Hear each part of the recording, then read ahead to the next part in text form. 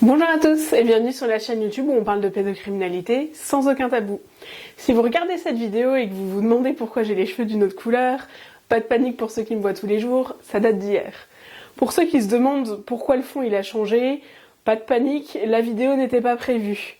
Et pour ceux qui se demandent pourquoi j'ai disparu depuis aussi longtemps sur la chaîne YouTube, on va en parler aujourd'hui et je vais expliquer pourquoi. Donc, j'ai disparu depuis 4 mois. Depuis 4 mois, je n'ai pas fait de vidéo et je voulais aussi vous dire que cette vidéo n'est absolument pas préparée. Ça fait au moins un mois que je veux la filmer et ça fait au moins un mois que j'ai pas le courage de la filmer, que j'ai pas le courage d'expliquer parce qu'en fait, moi, ça me fait me remémorer des moments qui ont été difficiles et même si certains se disent c'est pas si difficile que ça à vivre, à chaque fois que j'ai un nouveau rendez-vous avec le tribunal, ou en tout cas pour mon affaire dans le cadre de ma plainte, de tout ce qui s'est passé, si vous ne savez pas ce qui s'est passé, je vais le résumer en quelques phrases.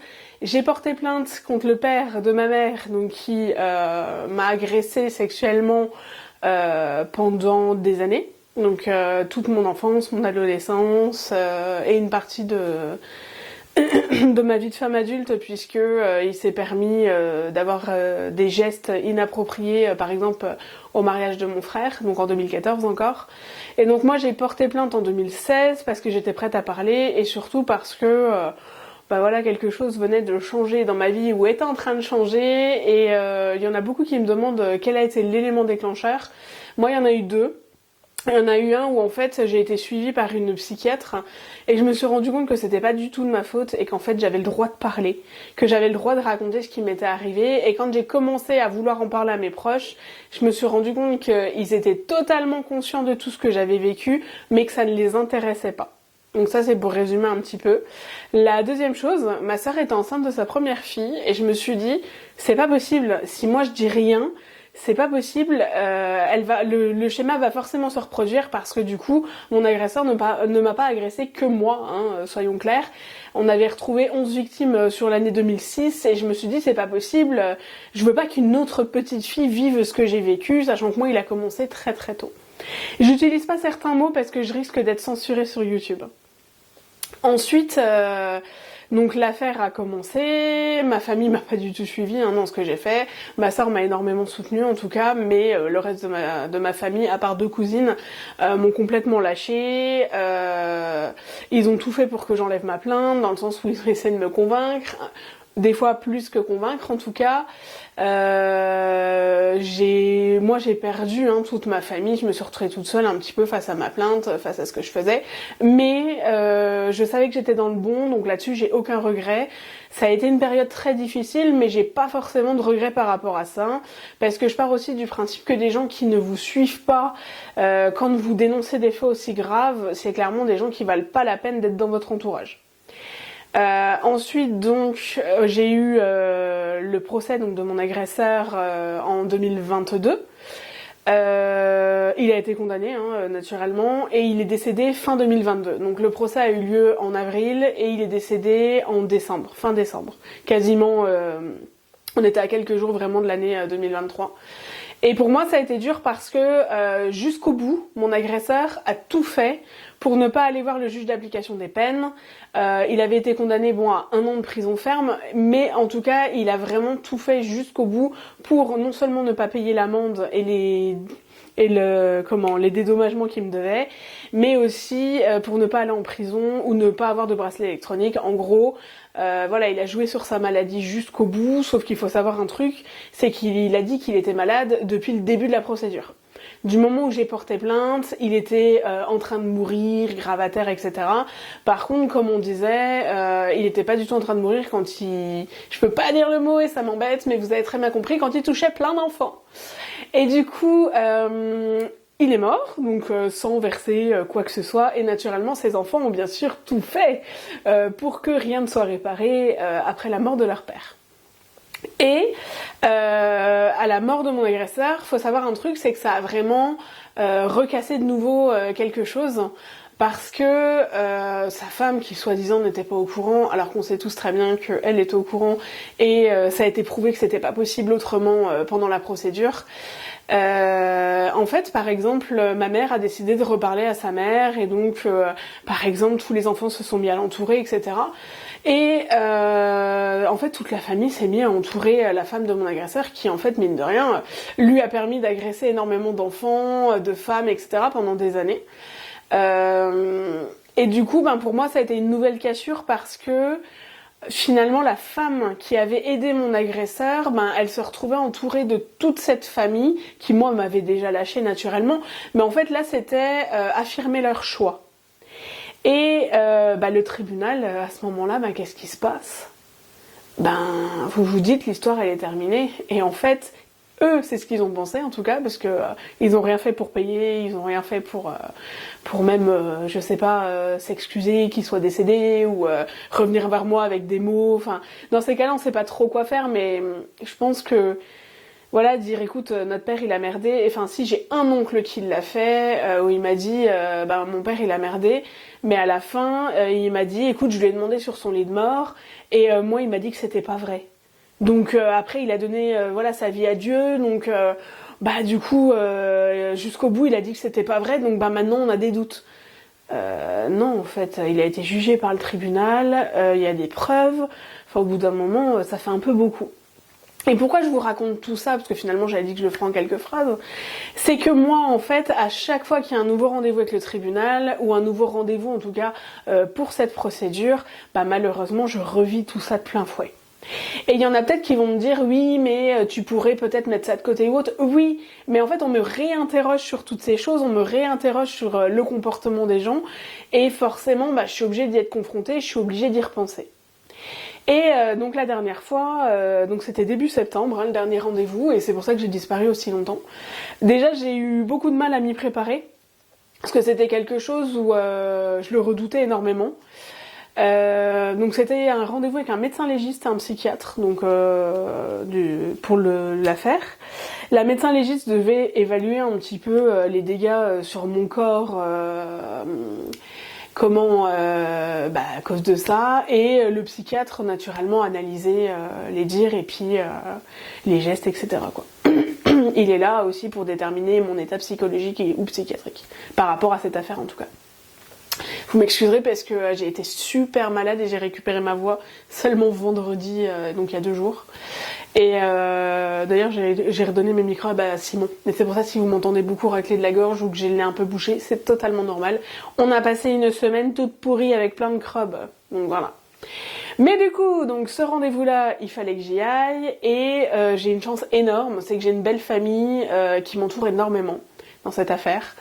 Je dirais même que j'ai une belle famille qui finalement me donne l'amour dont j'ai besoin, ou en tout cas qui me manque quelque part, parce que on peut pas dire quand vous avez été lâché par des gens qui vous apportaient de l'amour, même si c'est pas du vrai amour, parce que du coup on lâche pas quelqu'un quand ça arrive, c'est quand même bien d'avoir d'autres gens qui vous apportent d'autres formes d'amour en tout cas, ou qui vous entourent, qui vous soutiennent dans ce que vous traversez, etc.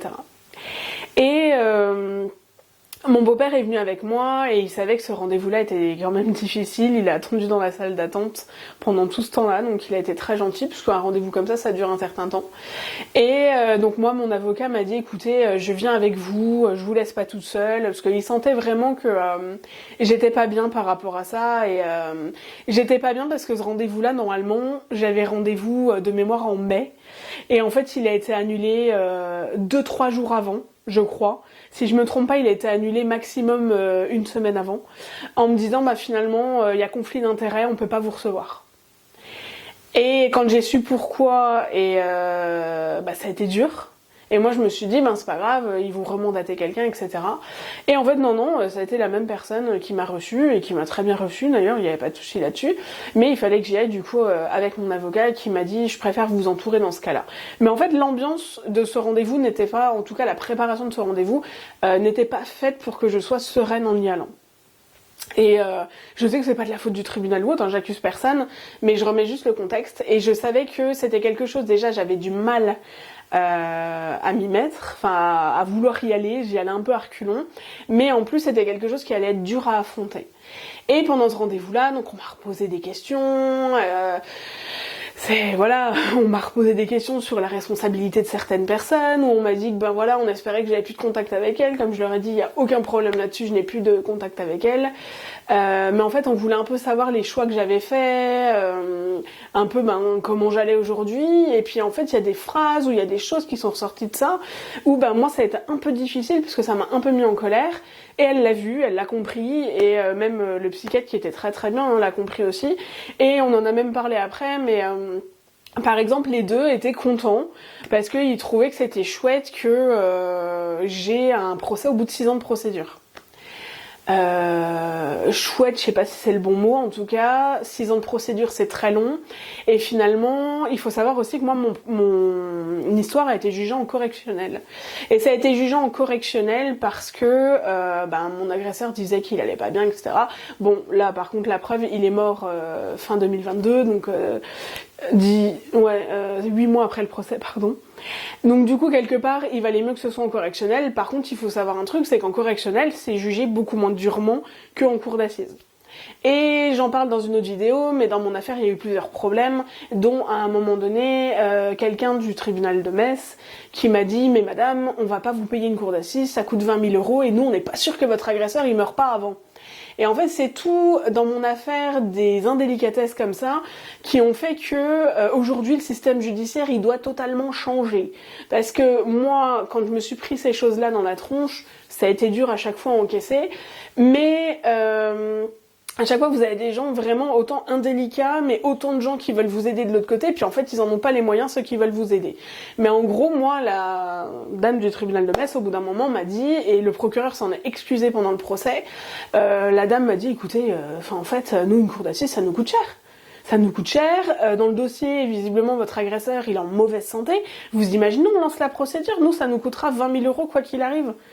Donc on va lancer une procédure qui va commencer à nous coûter, puis en fait ça se trouve il va mourir entre temps, puis du coup on aura engagé des frais qui en fait ne donneront à rien, n'amèneront à rien.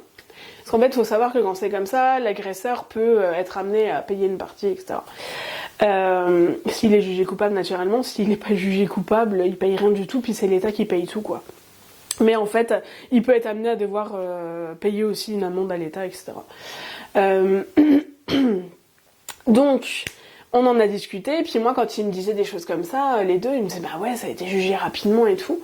Je les ai regardés, et puis je leur ai dit, mais attendez, vous trouvez que c'est long? Enfin, que c'est pas long? Parce que moi, j'ai trouvé ça extrêmement long, et en fait, je me suis battue comme une liane, quoi, pour avoir un procès, et surtout pour que mon affaire, voilà, au départ, soit pas classée et tout, parce qu'il faut savoir que quand moi j'ai témoigné, déjà je suis tombée sur un policier, mais super à Metz, qui a entendu tout de suite mes parents, mes frères et sœurs, qui m'a fait passer assez rapidement devant un psychologue judiciaire, etc. Mais si j'étais pas tombée sur lui, s'il avait pas cherché à aller voir plus loin. Et il y a aussi le fait que j'ai porté plainte directement auprès du procureur, qui a fait qu'on m'a prise au sérieux, parce que je suis arrivée tout de suite avec un avocat. Mais comment vous pouvez dire à une victime que 6 ans, c'est rapide? Et je sais très bien que c'est pas indélicat de leur part, que c'est juste que oui, aujourd'hui, c'est rapide. Et je leur disais, on est quand même, l'année prochaine, à 10 ans de procédure. Donc là, on était à 9 ans, parce que j'ai porté plainte fin juin 2016. Et ils m'ont dit, ouais, mais en fait, nous, on a besoin de vous voir au bout d'autant de temps, parce qu'on a besoin de savoir réellement comment vous allez, réellement comment vous allez vous reconstruire, réellement, voilà, aujourd'hui, vous êtes une femme, vous travaillez, vous vivez en couple, vous êtes propriétaire, en gros, que j'ai pas une vie si merdique que ça. Et je lui disais, bah ouais, mais en fait, mieux ma vie elle est, finalement, moins quelque part, vous avez besoin de m'aider. Et je lui disais, c'est ça qui est pas juste. Et c'est ça qui, moi, me mettait en colère, et la dame, elle me l'a dit, elle m'a dit, oui, je comprends je comprends. Mais je lui disais, ça veut dire que mieux je vais, moins je vous coûte. Et elle m'a dit, oui, après on va prendre quand même en considération tout ce que vous avez fait pour aller mieux, mais oui, c'est sûr que mieux vous allez, moins vous allez coûter, ça c'est sûr. Et en fait, c'est toutes ces petites choses-là qui, sans le vouloir et sans vraiment... Parce que j'ai eu de la chance, ils ont été mais totalement transparents, hyper honnêtes et tout. Et en plus, moi, je croyais que c'était le dernier rendez-vous. Et rien qu'en arrivant, il a fallu directement... moi, on m'a dit, en fait, vous allez devoir aller voir un sapiteur. Pour ceux qui savent pas ce que c'est un sapiteur, pour expliquer un petit peu, un sapiteur c'est quelqu'un qui décide de combien vous valez au niveau de votre souffrance, enfin votre état psychiatrique, votre vie. En fait, en gros, il évalue combien tout ça, ça vaut. Et pourquoi on en est arrivé là? C'est parce que mon agresseur n'a jamais payé. Et du coup, la procédure continue. S'il avait payé, ça se serait arrêté là. Mais il a jamais payé, il a jamais rien fait. Il y a déjà, on voit le respect envers la victime. Par contre, c'est ce que eux me disaient, ce qui est vachement bien, c'est qu'il a jamais fait appel. Ça veut dire qu'il a jamais remis en question, alors à part pendant le procès naturellement, mais en fait, il a jamais remis en question sa condamnation. Et comme me disait à un moment donné la dame, le médecin légiste, elle me disait, vous savez, moi, même si je suis malade et que je suis accusée de quelque chose comme ça, il est hors de question que je ne fasse pas appel. Et c'est vrai que c'est logique. Et du coup, la justice, en tout cas, estime qu'il était totalement coupable, puisque non seulement il a été jugé coupable, mais en plus, il n'a jamais fait appel. Et ensuite, donc, il vous regarde, il vous demande, comment vous allez, il vous demande ce que vous faites, etc. Et il faut savoir qu'en ce moment, moi, je suis en reprise d'études, je suis en train de faire le métier que j'ai toujours voulu faire, mais je travaille en même temps, naturellement. Et oui, pour ceux qui me demandent, parce que alors, j'ai souvent cette question-là, est-ce que tu travailles ou tu fais que des vidéos? On est 700 et quelques sur la chaîne. Si je faisais que des vidéos, je sais pas de quoi je vivrais. Mais je vivrais pas... Ce serait pas joli à voir, quoi. Mais ce serait pas mal. C'est sûr que si ça rapportait un peu, ce serait cool, mais pour l'association, parce que ça ne viendrait pas dans mes poches non plus, je le donnerais pour qu'avec l'association, on puisse faire encore plus de choses. Mais non, je ne vis pas de YouTube, j'ai un vrai boulot. Et donc elle me demandait justement mes projets, etc. Et il s'avérait en fait que je commençais un nouveau contrat la deuxième semaine de septembre. Et moi, ce que j'ai demandé justement au système judiciaire, je leur ai écrit une lettre, et mon avocat aussi, où je leur ai demandé de ne pas me donner un rendez-vous en plein milieu de ce contrat, où en fait ça va arriver comme un cheveu sur la soupe et que moi je vais devoir expliquer pourquoi je suis convoquée. Parce que quand c'est comme ça, vous recevez une convocation, etc. Et vous devez la montrer à votre employeur qui du coup vous libère pour pouvoir y aller. Alors c'est des jours de congé, hein, voilà. C'est vos jours de congé perso que vous posez pour pouvoir y aller, mais en tout cas, l'employeur en fait doit vous arranger pour que vous puissiez y aller.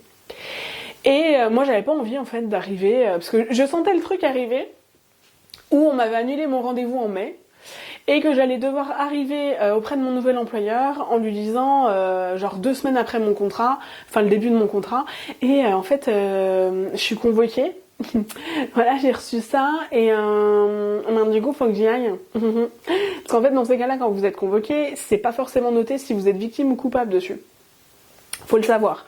Alors moi ça va parce que vu ce qu'il y a noté à chaque fois sur la convocation, on comprend que je suis pas coupable, mais pareil, j'ai pas envie d'exposer. Alors oui, j'en parle sur ma chaîne, oui, j'en ai fait une association, oui, je fais de la prévention. Certains de mes collègues qui, voilà, des fois cherchent sur les réseaux sociaux ou autres, on l'a tous déjà fait, on a tous stalké, savent ce que je fais, savent ce que j'ai vécu. On n'en parle pas forcément énormément, mais c'est pas un truc où, voilà, j'avais envie d'aller expliquer ça au RH. Non, j'avais pas envie, quoi. Et je sais que dans mon ancien travail, j'avais un de mes collègues qui était particulièrement odieux avec cette histoire et avec mon vécu, et j'avais pas envie de revivre ça non plus. Donc c'est pas grave, du coup ils m'ont trouvé un rendez-vous justement une semaine avant le début de mon nouveau contrat pour que je puisse retourner à Metz, parce qu'il faut savoir qu'à chaque fois justement je dois aller, retourner à Metz, faire un aller-retour, etc. et aller au rendez-vous. Et en général ça ne peut pas se faire sur une seule journée, parce qu'en fait le rendez-vous est en plein milieu d'après-midi ou en début d'après-midi, et moi je peux pas reprendre le train pour retourner chez moi le soir. Sinon j'arrive la nuit, ou je peux pas, les horaires font que je ne peux pas. Et ce rendez-vous s'est passé d'une manière où moi quand je suis ressortie, il y a des choses qui quelque part m'avaient soulagée par rapport à mon affaire, et il y avait d'autres choses où j'étais un peu en colère, mais c'est totalement normal. Ce qui m'avait soulagée, c'est que déjà elle m'a dit on ne remet pas du tout votre statut de victime en cause. On sait que ce qui s'est passé c'est vrai, on remet pas votre souffrance en cause non plus. Par contre, eux ils comprenaient pas par exemple que je mette ma vie entre parenthèses souvent pour être là au rendez-vous, voilà, pour que dès qu'on me sonne, j'arrive, que je réponde toujours présente, que j'essaye de reporter les rendez-vous le moins possible, ou qu'en tout cas, je pense que depuis 2016, j'ai dû reporter qu'un seul rendez-vous, et c'était pas, si c'était de mon fait, et celui qui a été donc là à reporter cette année, c'était pas de mon fait.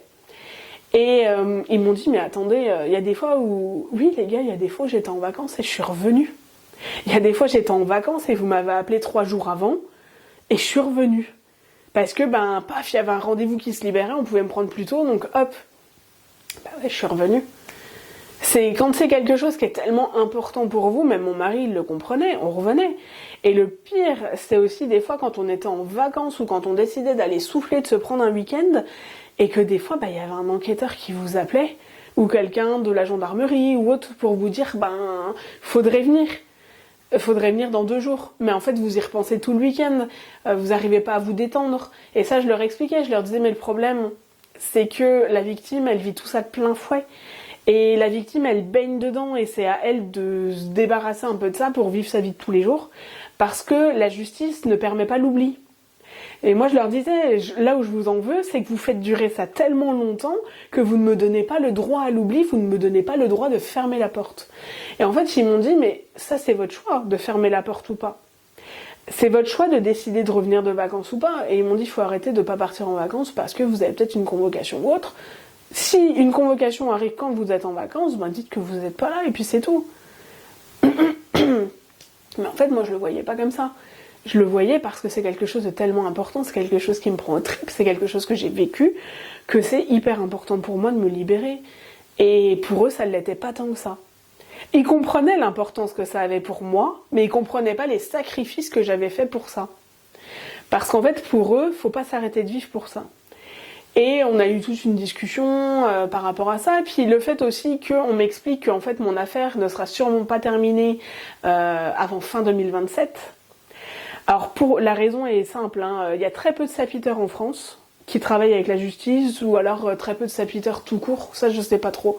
Je sais juste que c'est très compliqué parce que à chaque fois en fait, c'est ce qu'elle m'a expliqué, donc le sapiteur ou le médecin légiste ou le professionnel qui va venir ou qui vous convoque doit faire un devis à la justice. Alors ça dépend à quel service ou autre, mais en fait ils doivent faire un devis, le devis doit être validé et eux après, donc ils vous convoquent, ils vous font venir quoi, et ils mettent un temps infini à être payés. Moi elle m'expliquait que des fois ils mettaient 6 mois à être payés.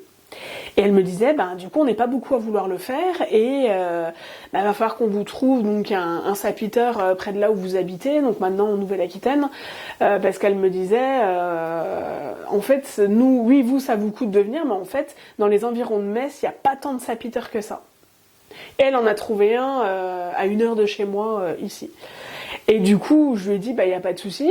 Mais le problème, c'est que le psychiatre, il venait, donc quand j'étais à Metz, le psychiatre venait de Mulhouse.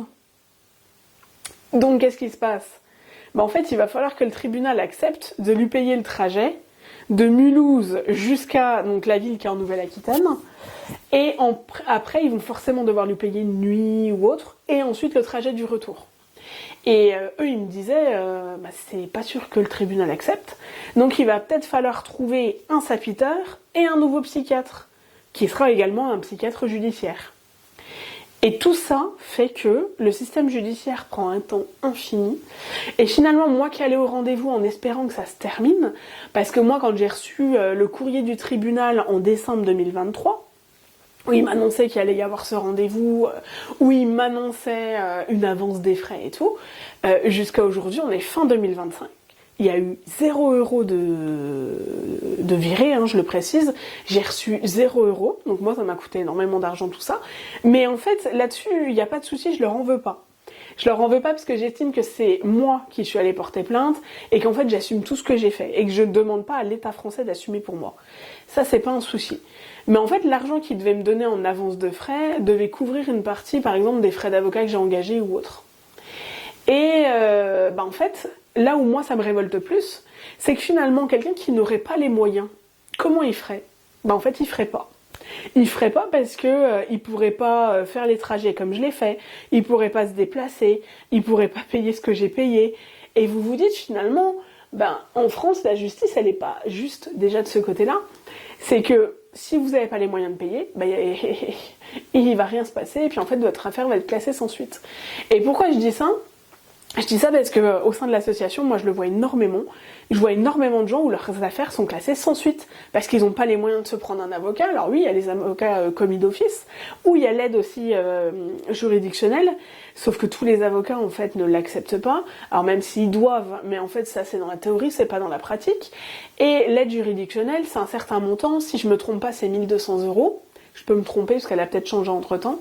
Et un avocat que vous payez 10 000 €, alors moi je l'ai pas payé ce prix-là, mais on est quand même pas trop loin hein, de mémoire. Quoique, non, faudrait que je regarde. En plus j'avais fait une vidéo là-dessus. Parce que je confonds peut-être avec mon opération de la mâchoire que j'ai fait pas trop longtemps avant tout ça. Enfin bref, pas trop longtemps après, c'est pour ça. Et un avocat que vous payez 1 200 €. Vous n'allez pas avoir le même résultat non plus, à moins que l'avocat pour 1 200 € il soit hyper investi. Alors ça arrive, mais en fait pour 1 200 €, il y en a certains, ils n'ont pas le temps.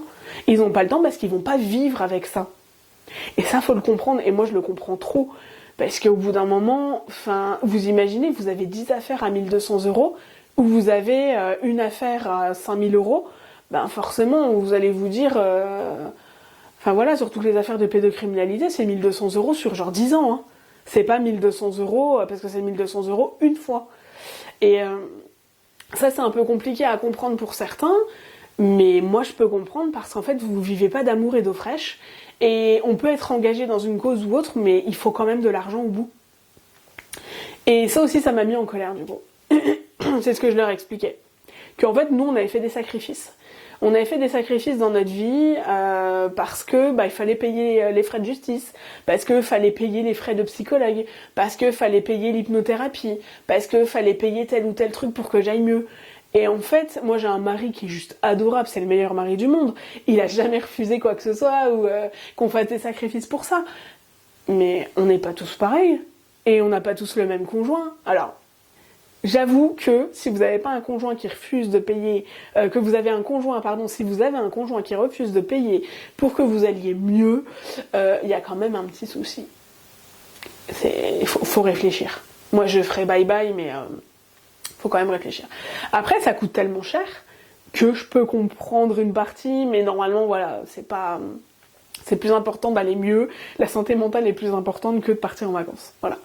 Mais en tout cas, nous, on n'est pas partis pendant des années aussi en vacances à cause de ça, parce qu'en fait, quand vous voyez un thérapeute 2 fois par semaine, que ça vous coûte 100 € par semaine, et encore, voilà, c'est quand le thérapeute il est pas trop cher, que vous en avez pour 400 € par mois, ouais, il y a des trucs que du coup vous faites pas, parce que déjà vous vous serrez la ceinture pour payer ça, et encore j'ai de la chance, parce que nous on avait juste à se serrer la ceinture pour pouvoir payer ça. Il y en a qui pourraient même pas se le payer. Et j'en suis totalement consciente. Et ça, je leur expliquais. Ils me disaient que oui, ils en étaient conscients, mais qu'ils pouvaient pas faire grand-chose. Et finalement, ce rendez-vous, moi, j'en avais beaucoup d'espoir, et je pense que beaucoup trop. Et j'en suis sortie avec ce sentiment d'injustice. De me dire, punaise, on m'impose encore pendant 2 ans de ne pas pouvoir tourner la page. Et encore, à un moment donné, elle me dit, mais vous inquiétez pas, à mon avis, au premier trimestre 2026, vous allez être convoqué. Et je l'ai regardé et je lui ai dit, par contre, faut arrêter de me donner des délais comme ça. Ou moi, du coup, j'attends qu'on m'appelle, qu'on me convoque, et on me convoque pas. Et finalement, on va me convoquer 6 mois plus tard, voire 1 an plus tard. Et en fait, j'ai l'impression d'être complètement oubliée par la justice. Et là, elle a souri et elle m'a dit, oui, en effet, je vous donne pas de délai. Je vous donne pas de délai parce qu'en effet, vous ne risquez pas d'être convoqué les 3 premiers mois de 2026, quoi. Et je lui ai dit, arrêtez de faire ça. Arrêtez, parce que dans la lettre donc de fin 2023, il me disait qu'il fallait que je transmette un RIB, en gros, il me disait qu'ils allaient payer bientôt. On est fin 2025, j'ai absolument rien dans mes poches et je n'ai absolument rien. Et en fait, il disait qu'ils allaient me faire donc une avance d'un certain montant, je me souviens plus trop. Déjà, je crois qu'il devait me payer donc les dommages et intérêts qu'il devait me payer, mon agresseur, donc c'est à peu près 5 000 €. Et qu'il devait me faire je crois que c'était une petite avance en plus pour les frais d'avocat que j'avais engagés ou autre. Je crois que ça tournait autour des 7 000, quelque chose comme ça. Et donc ça, j'étais censée le recevoir, c'était marqué dans la lettre dans les prochains mois, machin. On est fin 2025, il n'y a toujours rien, et mon avocat n'a rien reçu non plus, enfin voilà. Et finalement, là où j'en veux à la justice, et là où à chaque fois ça me met pas bien, c'est qu'ils annoncent des délais qui ne sont jamais tenus. Et par contre, à ce rendez-vous, ce qui a changé, c'est que par contre, j'ai eu l'impression d'être écoutée. Avant que mon affaire soit jugée, quand j'étais reçue en rendez-vous ou autre comme ça, on se posait toujours la question et en fait on jaugeait toujours la réalité de ce que je racontais. On jaugeait toujours la véracité aussi de ce que je racontais. Donc la vidéo a coupé pile au moment où je disais mais moi en fait ce qui m'aurait aidé c'est que mon agresseur il aille en prison. Moi ce que je voulais c'est que mon agresseur il aille en prison. Et elle m'a dit on peut pas revenir en arrière là-dessus. Et je disais oui je sais que vous pouvez pas revenir en arrière. En fait, la justice est mal faite dans le sens où je sais que c'est important de respecter quand même l'humain ou autre, c'est pas un souci. Mais il y a un moment donné, que vous soyez malade ou non, quand vous avez commis des faits comme ça, faut aller en prison, quoi. Enfin, je sais pas. Et elle m'a dit ça, on pourra jamais le rattraper, donc finalement, ça, vous ne l'aurez jamais. Par contre, j'espère que l'issue de cette nouvelle procédure vous aidera à guérir. Et comme je lui ai expliqué, je lui ai dit moi c'est pas ça qui m'aidera à guérir parce qu'en fait finalement j'ai un peu l'impression que vous essayez de mettre un pansement sur quelque chose et elle m'a dit oui mais en fait aujourd'hui on peut pas faire plus. Et à la fin de ce rendez-vous j'ai réalisé ça et j'ai réalisé qu'il fallait que j'accepte que finalement oui il a été jugé coupable et beaucoup de gens autour de moi pensent que ça a été le plus important et pour moi ça a été très important qu'il soit jugé coupable parce qu'en fait même si ses enfants reconnaissent pas sa culpabilité ou autre, on s'en fout. Il a été jugé coupable. Et ça, c'est vraiment un truc qui restera. Leur père a été jugé coupable, mon histoire était vraie. Parce qu'en fait, pendant la procédure, et puis même pendant mon enfance ou autre, on m'a toujours traité de menteuse par rapport à ça. Donc ça a été très important pour moi là-dessus, d'accord. Mais s'il avait été enfermé ne serait-ce qu'une seule seconde dans sa vie, si ça avait été 1 minute, ça aurait été encore mieux. Mais s'il avait été enfermé ne serait-ce qu'une seule seconde, comme moi j'ai pu être enfermée dans ma souffrance, dans ma tristesse, c'est une mouche qui me tourne autour. On se demandera pas pourquoi. Et en plus je raconte un truc super sérieux et je suis en train de faire une vanne. Oh, tu vas faire croire à tout le monde que je pue. Et du coup, donc je disais si il pouvait, s'il avait pu être enfermé, ne serait-ce que 1 seconde, 1 minute, comme moi j'ai pu l'être dans mes souffrances, comme moi j'ai pu me retrouver toute seule face à mon affaire. Ça m'aurait fait du bien. Je suis désolée de le dire, mais ça m'aurait fait vraiment du bien. Et ça, je l'aurais jamais. Je l'aurais jamais parce que des gens l'ont aidé pour que ça n'arrive pas. Et alors il y a des gens qui sont comme ça, qui dorment quand même sur leurs 2 oreilles ou autre, mais c'est pour ça que moi dans ma vie aujourd'hui, avant de faire un choix, je regarde si je suis en accord avec ce choix ou pas, parce que je ne peux pas comprendre que des gens qui aient pu aider un homme pareil, si on peut appeler ça un homme, aujourd'hui dorment sur leurs 2 oreilles. Et c'est ce que je lui disais. Et elle me disait oui mais c'est comme ça, on pourra pas revenir en arrière. Et je dis oui mais en fait à chaque fois que je dis quelque chose je sais que c'est comme ça.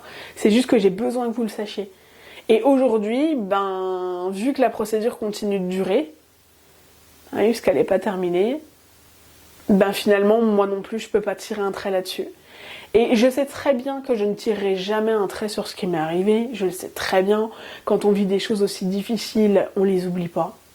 On vit avec. Par contre, j'aurais pu avoir un sentiment de justice. Je l'aurais pas forcément, mais en fait, il va falloir l'accepter. Et c'est ça qui a été vraiment compliqué à accepter à la fin de tout ça. C'est qu'en gros, il a fallu que je fasse le deuil de ce que j'aurais voulu et de ce qui va réellement se passer.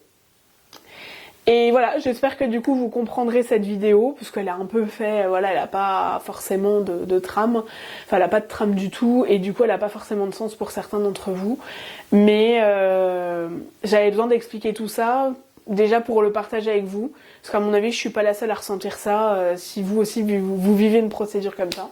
N'hésitez pas à me raconter vos histoires aussi, n'hésitez pas à laisser des commentaires pour dire ce que vous pensez, vous savez très bien que moi à part les insultes... tout me va, vous pouvez ne pas être d'accord ou autre, il n'y a aucun problème.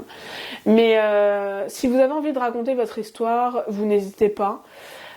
Si vous avez envie juste de donner votre avis, vous n'hésitez pas. Parce qu'en fait, finalement, dans ces affaires-là, c'est tellement compliqué qu'il y a énormément d'avis différents, il y a énormément de choses, de manières de faire, de manières de penser différentes.